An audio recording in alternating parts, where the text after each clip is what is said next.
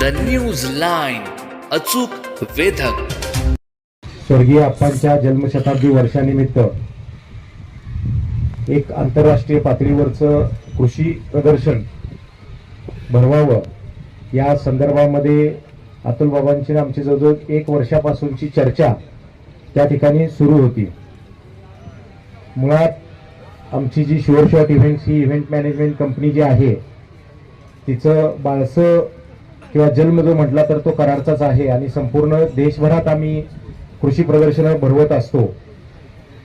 अलीकडच्या काळामध्ये कृषी प्रदर्शनांच्या नावावरती अनेक कार्यक्रमांचा सुळसुळाट एक सवंग लोकप्रसिद्धीसाठी तयार झालेला आहे.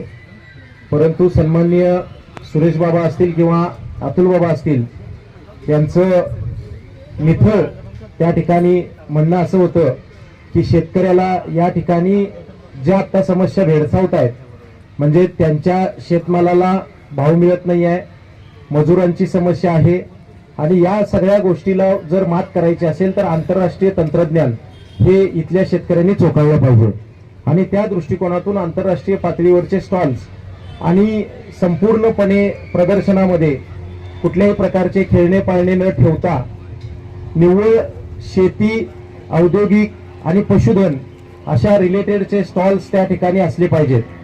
जवळजवळ 400 स्टॉल्सचा या ठिकाणी संपूर्ण लेआउट जो आहे हा या संपूर्ण छत्रपती शिवाजी महाराज क्रीडा संकुलावरती त्या ठिकाणी बसवलेला आहे.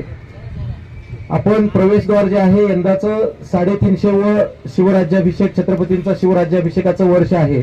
त्यामुळे प्रवेशद्वाराची जी संकल्पना आहे ती संपूर्णपणे शिवराज्याभिषेकावरती आधारित असणारी प्रवेशद्वाराची संकल्पना आहे.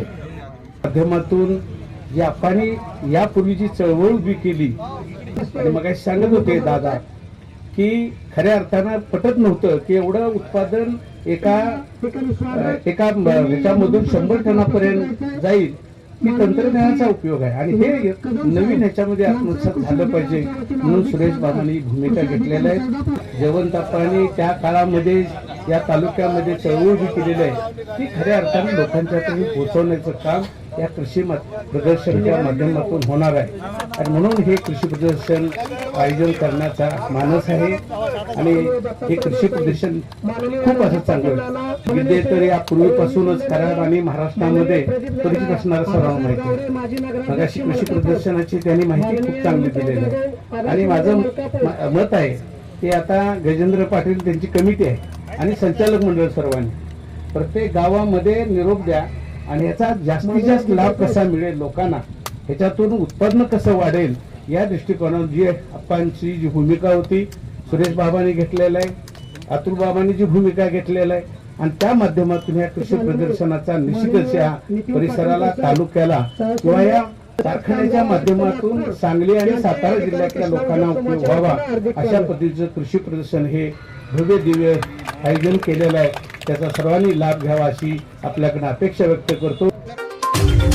द न्यूज लाईन, अचूक वेधक.